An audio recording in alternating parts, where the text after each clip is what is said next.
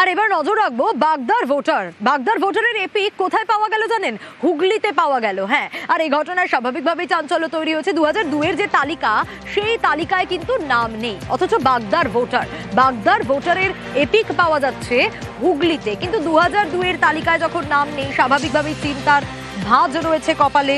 এবং 2002-এর তালিকায় নাম রয়েছে কিন্তু এসআইআর ফর্ম পায়নি, এরকমটা অভিযোগ রয়েছে। কারণ বিভিন্ন ক্ষেত্রে আমরা দেখেছি যে 2002-এর তালিকায় অনেকের নাম নেই, তাই তারা এসআইআর ফর্ম পায়নি।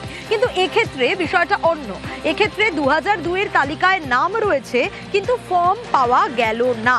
আর এসআইআর ফর্ম না পেয়ে থানায় নালিশ হেলেঞ্চার বাসিন্দার।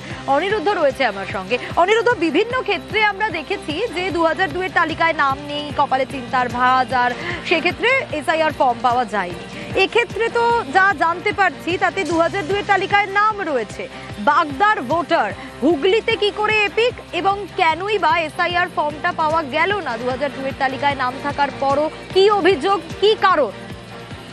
দেখো সোনিয়া, তোমাকে জানিয়ে রাখি যে উত্তর 24 পরগনার বাগদার হেলেঞ্চা গ্রাম পঞ্চায়েতের 139 নম্বর পার্টি এই ঘটনা ঘটেছে।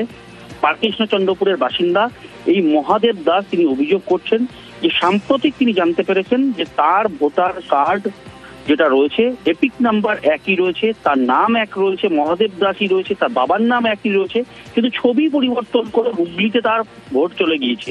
তিনি সাম্প্রতিক এসআইআর ফর্ম না পাওয়ার পরে তিনি বিএলওর কাছে জানতে চান যে কেন তার এসআইআর এর ফর্ম আসেনি। পরিবারের অন্যান্য সদস্যদের এসআইআর এর ফর্ম এলেও তার সদস্যপদ যখন এসআইআর এর ফর্ম আসেনি, তখনই তিনি বিএলওর কাছে জানতে চান। বিএলও পরবর্তীতে জানায় যে তার ভোট ডিলিট করে দেওয়া হয়েছে, কারণ তার ভোট অন্যত্র চলে গিয়েছে। পরবর্তীতে তিনি সার্চিং করে দেখেছেন, বিডিও অফিসে গিয়ে জানতে পেরেছেন যে তার ভোট হুগলির পান্ডুয়াতে চলে গেছে এবং অন্য ব্যক্তির ছবি সেখানে রয়েছে, কিন্তু এপিক নাম্বার এক রয়েছে, নাম এক রয়েছে, বাবার নাম এক রয়েছে। এই ধরনের কারচুপির ঘটনা পরবর্তীতে তিনি জানবার পরে বিডিও অফিসের দ্বারস্থ হলে তারা তাকে আশ্বস্ত করেন যে ওই বিএলও, অর্থাৎ যিনি পান্ডুয়ার বিএলও রয়েছেন, তার সঙ্গে যোগাযোগ করবার জন্য। পরবর্তীতে তিনি সেখানে গিয়েও যোগাযোগ করেছেন, কিন্তু চূড়ান্ত হয়রানির শিকার হতে হচ্ছে তাকে। সেই কারণেই গতকাল তিনি বাগদা থানায় লিখিত, এখনো পর্যন্ত এসআইআর এর ফর্ম এই মহাদেব দাস পাননি। বিএলও জানাচ্ছেন যাতে এসআইআর এর ফর্ম পেলেন না তিনি, অভিযোগ জানানোর পরেও অবশ্যই নজর থাকবে। আমরা 5 জন পরিবারে আমারটা 4টে পেয়েছি, আর আমারটা পাইনি। এসআই সাহেব বলেছে তোমার হুগলিতেই ভোট, ওখানেই যাওয়া লাগবে, ওখানে যে ফর্ম ফিল আপ করতে হবে। আপনি ভোট দিয়েছেন 2024 সালে? হ্যাঁ, দিয়েছি। এখানে ভোট দিয়েছি। তো এই ভোট কি করে চলে গেল? ভোট কি করে চলে গেল আমি তো জানি না। একই এপিক নাম্বার, বাবার নাম এক, ছবি অন্য লোকের ছবি, আমার ছবি না। এই লোকের বাড়ি কোথায়? এই লোকের বাড়ি হুগলিতে। এখন কি করলেন? এখন বাগদা থানায় আমি অভিযোগ জানাচ্ছি। কি চাইছেন? যে আমার ভোটটা ফিরে পেতে চাই।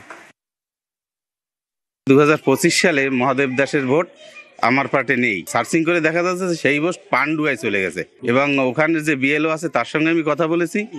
কথা বলে তাকে অ্যাসিওর করেছি যে ওই ভোটটা আমার পার্টিরই ভোট, কোনো মিস্টেক হয়েছে বা ভুলবশত ওখানে চলে গেছে।